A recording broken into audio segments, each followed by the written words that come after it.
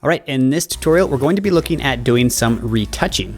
So we're going to be looking at some professional tools inside of Photoshop for doing blemish removal, face toning, some skin smoothing, things like that to touch up a photograph. So check down in the description, there'll be several timestamps of the various skills and things we learn in this process, and hope you learn something, so follow along.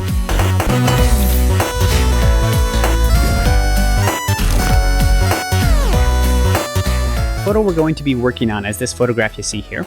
This comes from Phil from Flickr. So if you want to download the same photograph, you can go to Flickr and just search up Phil here to download this. But of course, you'll probably want to work on your own photograph. I'm just using this one as illustration purposes. Now you'll notice that the photograph we have doesn't really have any background at all. This is shot on a gray background.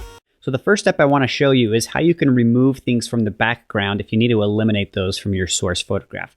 So in order to demonstrate that, I'm just going to use this other sample image here. And we're just going to make this tree sort of disappear here. So typically, if you want to remove things from the background, you're going to use a command in Photoshop called the Content Aware Fill. So there's a lot of different ways you can use this tool. I'm going to show a really quick way you can do it. Basically, what you want to do is you want to get a selection around your image. So what I'm going to do is I'm going to use the new Object Selection tool in Photoshop, and I'm just going to drag a square around this and let go. And you'll see that Photoshop's going to do a pretty good job of snapping directly to that tree. Now, whenever you're working with Content Aware Fill, you always want to have a selection slightly larger than the area you're trying to remove. So a really easy way to do that is just go to the Select menu, down to Modify, and then say Expand. And I can expand this, I'm just going to say like by 15 pixels and hit OK. And you can see now what that does is I've expanded my selection along those edges. So I've given myself a little bit of a buffer. Okay.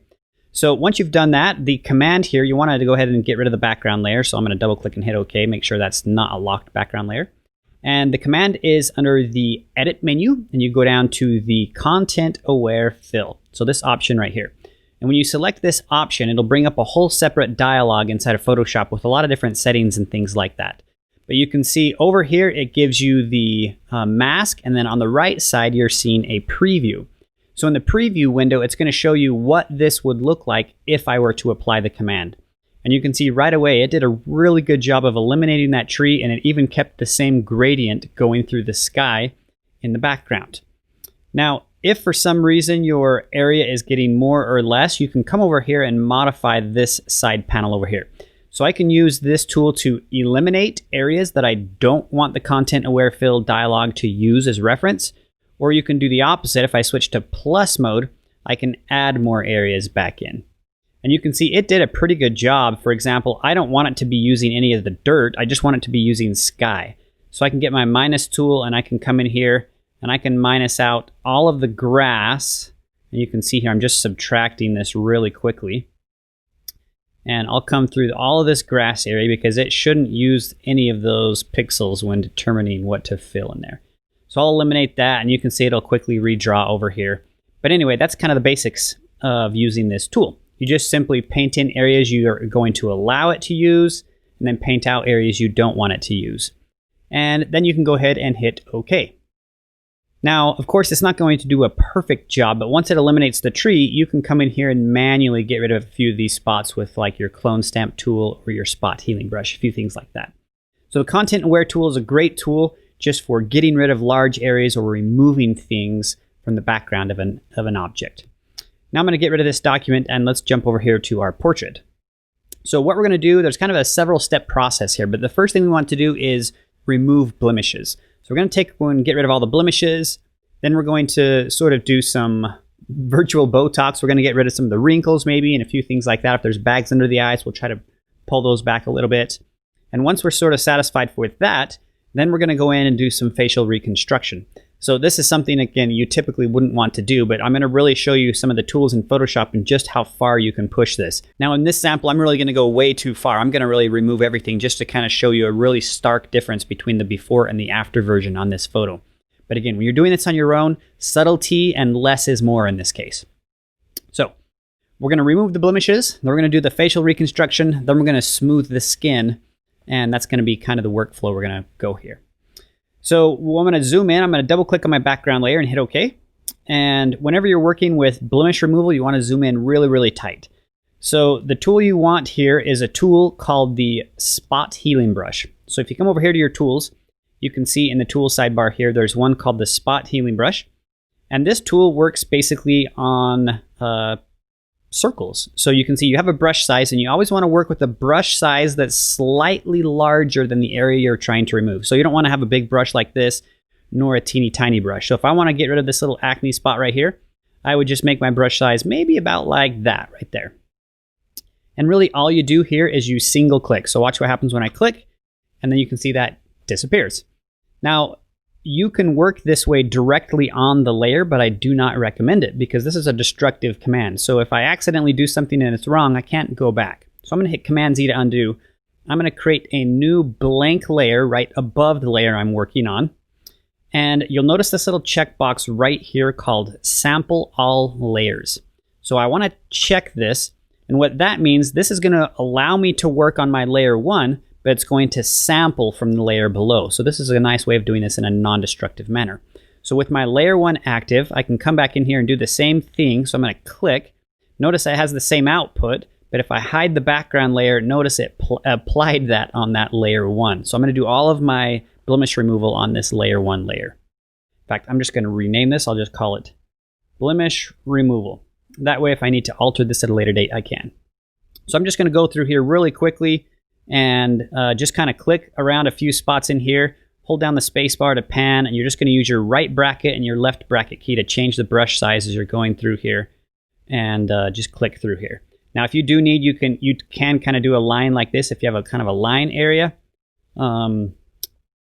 So feel free to just kind of play around here. I'm going to go really quickly. I don't want to spend like a ton of time here while you're just watching me do this. So I may pause the video or may speed up this section as I'm going along.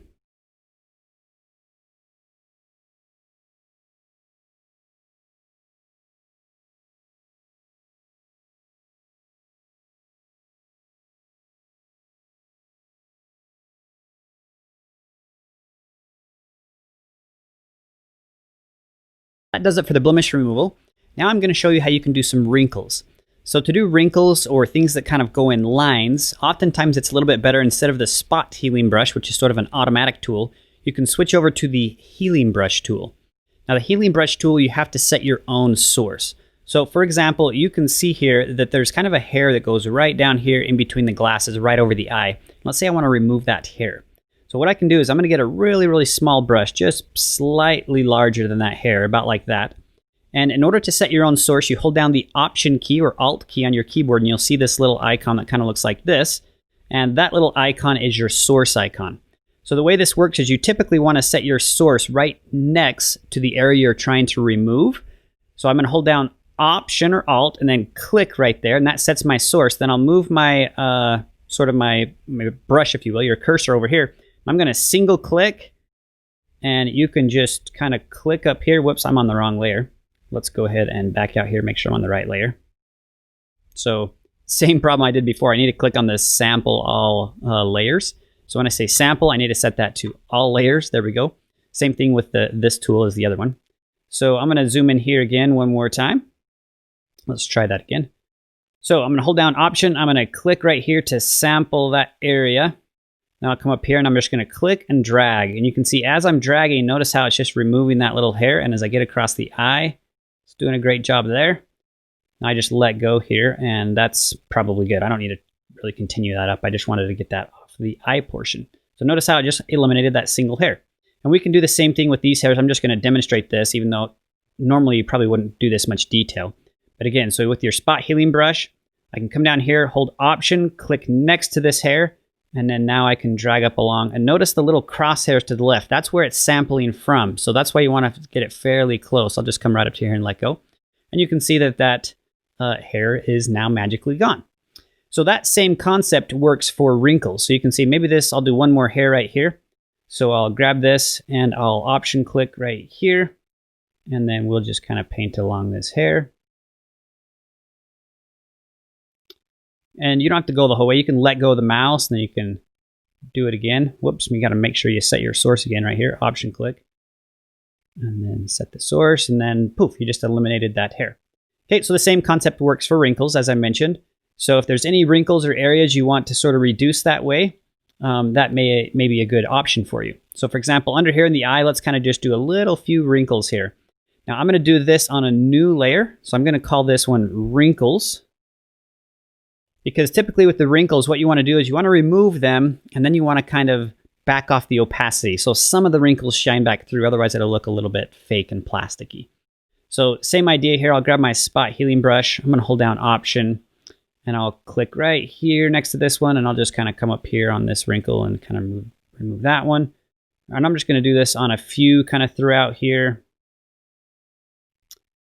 I'm holding down Option clicking to set a new source each time, just to kind of take some of these wrinkles back just a little bit. So we're not doing too terribly much. That's probably good enough for that eye. Let's come over to this one, and we'll pull out a couple of these smaller wrinkles under here. Just some of the darker spots. I'm just looking at the areas of the photograph that are kind of really dark, where some of those starker wrinkles are. And maybe this little guy along right here, we can kind of pull that one out. And then we could maybe try to come get a little bit of that wrinkle if we want to get really fancy. So that was probably a little too much, so I'm going to undo that one. Anyway, you get the idea. Whoops. So now, because I have those wrinkles all done on a separate layer, you can see there's the wrinkles on that side and that side. What you can now do is you can take that wrinkles layer and you can just play around with the opacity value. So I can take the opacity all the way down to 0, and all those wrinkles are back.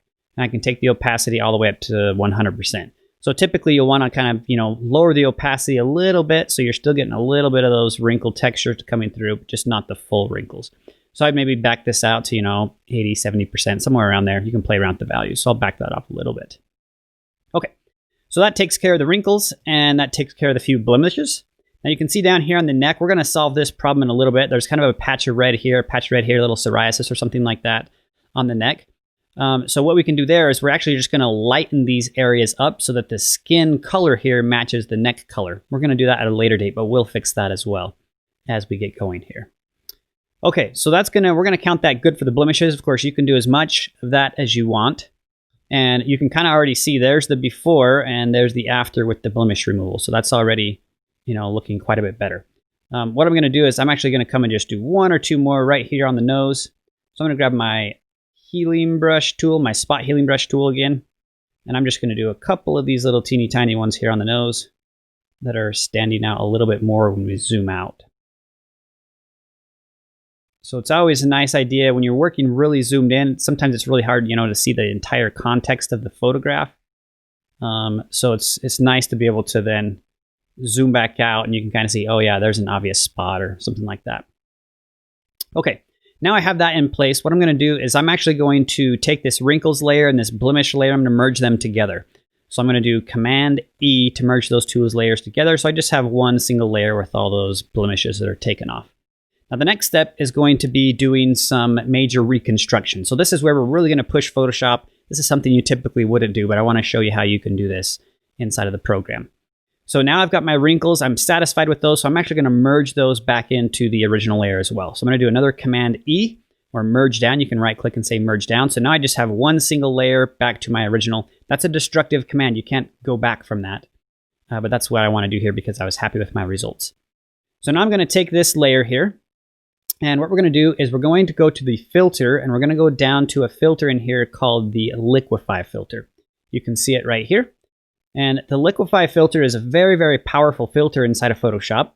And there's quite a few things you can do. Now, in newer versions of Photoshop, they actually have built-in facial recognition into this filter. So if Photoshop detects a face feature, you'll automatically get this little icon over here on the left called the Face tool. Notice it's already pressed because it detected a face. Now this is kind of really weird, but over here in the right-hand side, you can see that it has the eyes, it has a nose section, it has a mouth section, it has a face. You can also just hover over the top of this and you'll see various areas that are automatically highlighted. And so it's kind of weird, but watch this. I can come in here and I can click and I can just push and pull this to increase or decrease my nose length. I can grab the mouth and I can increase and decrease that. You can grab the eyes and you can make those bigger and smaller. You can rotate the eyes in and out. You can kind of pull the whole face structure. You can see there's all sorts of stuff here that you can modify. I'm just hitting Command Z to undo all those things I just barely did. But you can really go to town. You can also come over here and grab the sliders and slide these around left and right as well. So I'm going to do that here in a minute on fast forward. I'm not going to make you watch me do this, but I'm really going to alter the face to kind of show you what you can do. So what I want to show you is a few of the manual tools before I do that. Now, they have this tool in here called it's called the forward warp, I believe. Yeah, forward warp tool. So if you click this tool in here, this all works based on your brush size. So if I get a really, really big brush size and you click and pull, you can see how it warps the photo in and out. I'm going to undo that, and I'm going to get a really, really small brush size. And now watch what happens. You get a really small area that you can warp, okay? So this tool is actually very helpful because you can kind of tweak things. So for example, I'm going to show you down here on the sleeve. So I'm going to zoom in. I'm going to pull this clear down here. And let's say I want to get rid of all these little mini wrinkles in this little area that kind of bulges out. And I want that to be a really nice crisp line. Well, I can get this push tool. I can get a big brush here. And the way I recommend is you start with your big brush first, then you kind of start working down. So you just get a little smaller brush. And notice how I just can kind of flatten that area right out. Same here with this one. That one's fairly small, so I can flatten that one out. I'm going to push these in just a little bit. Anyway, you kind of get the idea here. So you can really kind of tweak things and push and pull and just get, you know, the exact lines that you want in your final image. So that's the push-pull tool. All right, the next one I'm going to look at is this tool called the twirl tool. I don't often use this. You can kind of see what it does. If I click in here, it just is going to spin something. You just hold down your mouse button and it'll just keep going and going. The one below this one right here is called the pucker tool. So this one is like, you can think if you're bottom of the ocean, everything's going to be pushing in on you. So this one kind of squishes everything in. And the opposite of that one is the bloat tool. If I get my mouse and I click and hold, it's going to bloat. So it does the opposite, kind of like a magnifying glass or a fisheye lens or something like that. So those are the two tools. Now the last thing I'm going to demonstrate in this Liquify filter before I kind of do my little edits here is this tool right here. It's actually this one, I'll quickly do this one. I hadn't planned on this one, but this one's push left. So if you go like this, it'll push up. And if you make your mouse go the opposite direction, it pushes down. So if you can go up and down or left and right, and you can see it just kind of pushes things over. So I could just quickly, easily make that whole arm go in like that, which I'll do in a minute, but that one's kind of helpful. So the tool I wanted to look at was this thaw tool. So there's one called the freeze mask and then the thaw mask. So oftentimes you're working in an area and you want to affect a certain area, but another area you don't. So for example, let's say I want to come in here. And again, this is kind of a weird example, but let's say I want to adjust the eyebrows, but I don't want the glasses to move. So what I could do is I could come in here and get my freeze mask tool, and I can just paint in here a little area like this. And basically what this means is everything that's underneath the red area will not be modified by any of the tools. So now what happens, watch when I grab my push-pull tool. So notice how I can push and pull, and that red area is frozen, right? It's not being modified. And if I need to unmask it, I get the thaw tool, and then I can thaw that area out. And now when I get my push-pull, you can see how that works. So whenever you're working with some of these tools, you can oftentimes use the freeze and thaw to lock certain areas into place. So that pretty much does it for these tools. So I'm going to put the video sort of on fast forward here as I just work on this image. And I'm going to be using the facial reconstruction, push-pull, all these different tools to really completely alter this image as if this was going to go in some fashion magazine. So typical things that people do is they make the eyes much bigger, they make the nose smaller, they make the neck skinnier, the neck longer. They bring the lips fuller, they skinny up the neck and the arms and everything, right? They completely change everything. So I'm going to kind of do that to demonstrate. So just watch on fast forward here. I'll do this pretty quickly.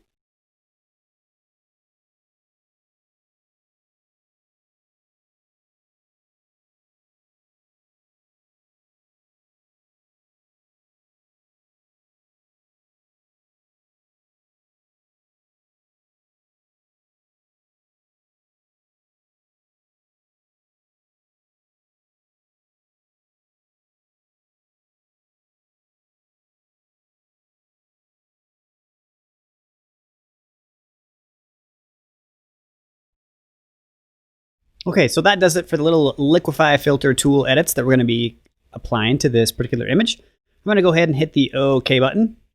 And you can see Photoshop's going to apply all those edits. Now that's a destructive command as well, because I'm not working on a smart object, but that's how the Liquify filter works.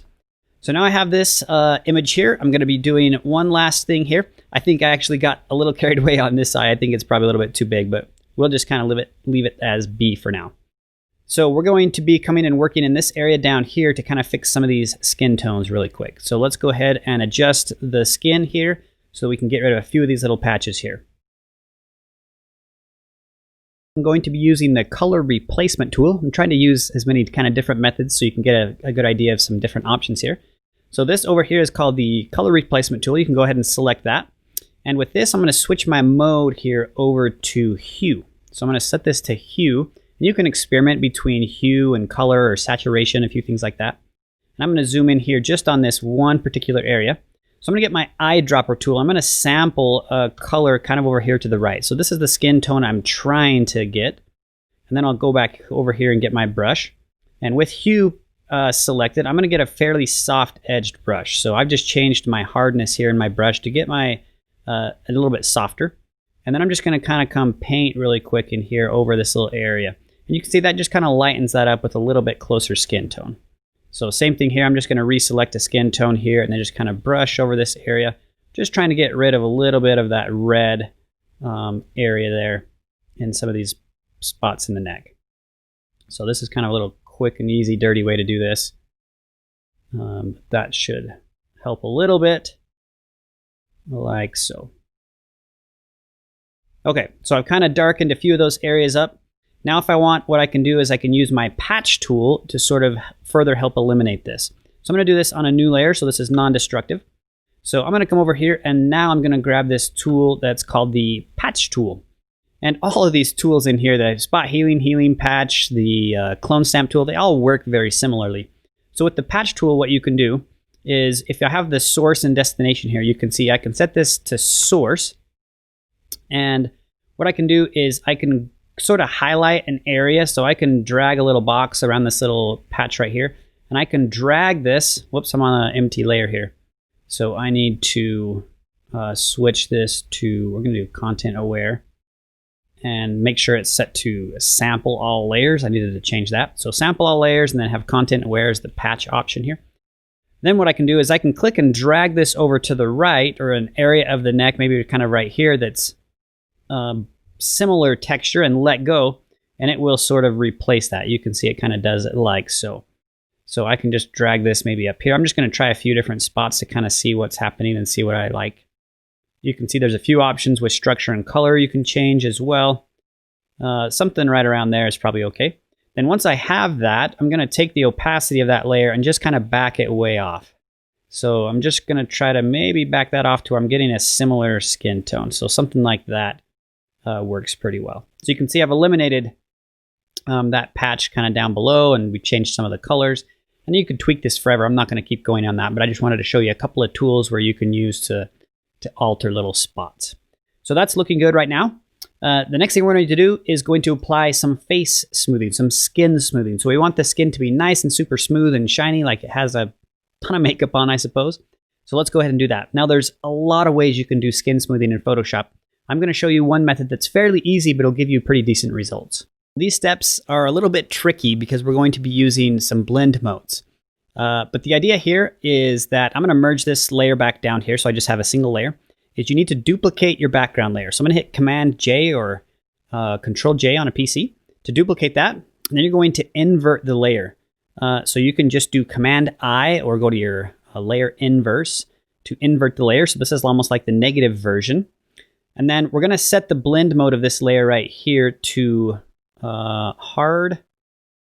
Where is it? Linear light. So the one that's called linear light, you're going to set that to here on the blend mode. Not the linear light, we're going to do the vivid light is the one we're after. So click vivid light there. You can see it kind of just looks great at this point. And now we're going to apply a filter. So we're going to select this layer, go to the filter, and we're going to do one called the high pass filter. So if you come down in here and you go to your filters here, we're going to select the high pass, and I actually can't even remember where it's at. There it is, under other, filter, other, high pass. So you're going to select that, And you can see now at this point, everything sort of comes back, and you'll want to pick a value here. This kind of depends on your image, right? The more you add here on the radius, it really kind of makes things go crazy and blurs it out. So you have to play around with these values, but you can see the lower I get, there's not much blurring that happens. And if I increase this, I'm getting more and more skin blur, if you will, as I go. So I'm going to take this, I don't know, maybe up into the 7, 8 range, somewhere in there. Could be up to 20 depending on how high you want to go here. But I'll just maybe pick 7. Okay, and I'm going to hit OK here. And then with this, I'm going to do one more blur. So we're going to go Filter, Blur, and we're going to apply a Gaussian blur here, or Gaussian blur, some people say. And you can play around with the radius a little bit here as well. So just one more blur. And on this one, I'm taking my radius up, and you can see what this does is it starts to introduce a little bit of that texture back into the image, so we can see some of those pores. Go too high, or we essentially eliminate some of this skin smoothing. So I'm going to go maybe between 2 and 4, somewhere around here. 3 or something looks pretty good for me. Sure, 3.3. And then go ahead and hit OK. Now you can see here, I've got a lot of blurring happening on the skin. And this is obviously way too much. So there's after and there's before. But you can see that eliminated really a lot. Watch this before and after. If I kind of look at this area, if I turn that on and off, you can see it really kind of helps eliminate a lot of the individual pores. So then what we do is we need to create a layer mask on this layer because it's obviously too much. So I'm going to create a layer mask here. And then you just come in with your brush and you essentially want to brush out or mask out everything that's not skin.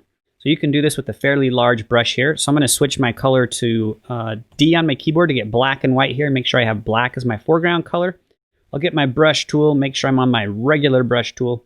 I'm going to get a fairly large brush and just barely soft. Okay, so now what I'm going to do is I'm just going to brush out everything but the face. Or I guess you could do this, you could work in inverse if you want. In fact, that's actually going to be easier. I'm going to undo that.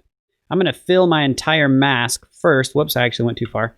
I'm going to fill my mask with black, and then I'll brush back in the skin. So I'm working in the opposite. So now I'm going to switch my color to white, and now I'm just going to come in here, and I'm going to brush in everything that is skin texture. Now, I don't want to go over any areas that need to be in focus.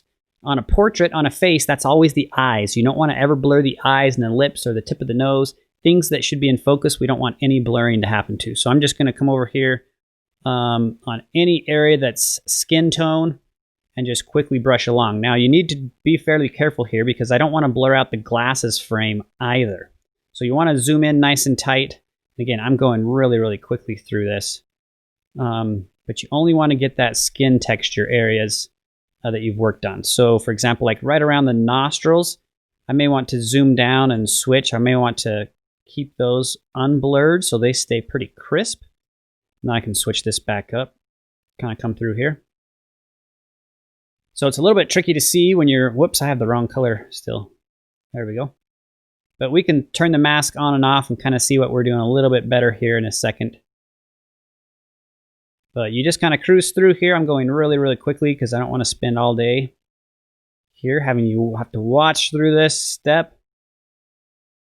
Okay, now for in here, I'm just going to come inside the frame, right? I'm not actually going to be blurring out the glasses frame, so I'm being fairly careful in here. Around the eyes, you don't want to get up anywhere in the eyes. You just want to get some of these wrinkles down through here to be blurred out. Avoid the glasses frame if we can. Anyway, you get the idea, right? So you come through here and do all this. Now, if I option click here, you can kind of see the areas where I've essentially turned all that on. You can see in the little neck, I've kind of missed an area right inside of here. But you just kind of mask, mask, mask, mask, mask.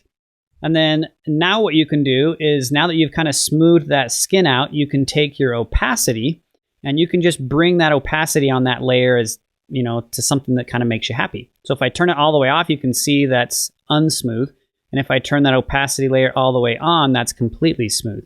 So you may want to back this off a little bit so you still get a little bit of that texture and pores to seep through. So I'm going to leave this somewhere around like 88, 90%. So that looks pretty good right there. Okay, we're almost done here. So the last steps we need to do to this retouching tutorial is we're going to apply a little bit of color and a little bit of contrast. We're going to maybe darken the lips up with a little bit of makeup. So let's start there.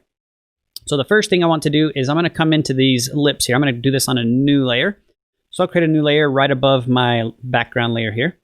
And I just want to colorize them. So I'm going to hit I, and I'm going to sample this sort of lip color here, this nice pink. And I'm going to come in here and look and see what color that is. I'm just going to increase the saturation. So I'm going to come to the S. So I'm going to select the S here. So I'm on saturation mode. I'm just going to bring that up. So I'm going to get a bit of a darker pink, something like that. Now I'm going to get my brush tool, and I'm just going to kind of go over this and paint pretty solidly along these lips. So I'm going again pretty quick here. You can spend a little bit more time on your own. But I'm just kind of painting in a little bit of virtual lipstick, if you will, along the lip line. And I actually probably think I even want to maybe darken that up, but we'll just leave this pink for now. Okay, now with this layer active, I can then switch over to my blend modes again. So I can switch this down to like my color, like so, or I can maybe switch into saturation mode or hue mode to get a little bit more. So I'll just leave this on probably, let's look at the before and after here on hue. So you can see there's before and after. Maybe I want to switch this over to the color or saturation. I think I'm going to go with saturation mode here. And then I'm just going to take my opacity and back that off a little bit. Now I didn't do a very good job on my selection. You can see I have fairly soft edges, but that's before and that's after. So they're just a little bit, if we zoom all the way out, right, you can see it just looks like they have maybe a little bit more gloss, a little bit more pink to the lips with some little virtual lipstick there. Okay, next thing we can do is we can just play around with some of the color. Now she has kind of these green-brown eyes, so I could try to increase a little bit of the clarity there. I'm not going to mess with the eyes, but if you have a subject with blue eyes and they were shot in bad light, the blue might not be coming through very well, so you may want to increase the clarity of the eyes as well by doing the same trick we just barely did. We'll leave that alone for now. So the last thing we're going to do is we're going to apply a filter to kind of increase the contrast. So let's go ahead and select the adjustment layer. I have my topmost layer selected. I'm going to select my adjustment layer here, and we're just going to do the one called curves. So I can select the curves layer. Now this photograph was obviously shot in a studio, so it's very well lit. So there's really no problems there. But we're just going to make a little adjustment here on the curves. So this is what's called an S-curve adjustment. It's really common for photographers to do, which is basically increase the overall contrast of the image. I want to make the shadows darker and the highlights lighter. So in order to do this, you can just come in here, you can do 2 clicks. So if I click up here and I pull up a little bit, you can see that brightens all of this right side of the histogram, which are all the highlights. And if I click down here and drag below, that darkens all of the left side of the histogram, which are all of the shadows. Now I've obviously gone way too far here. You just want to be fairly subtle. So I want to pull this down a little bit, and I maybe want to pull this one up just a little bit, just to increase that contrast ever so slightly. And you can kind of see the overall effect there in the end, how that kind of really increases the contrast of the image a little bit.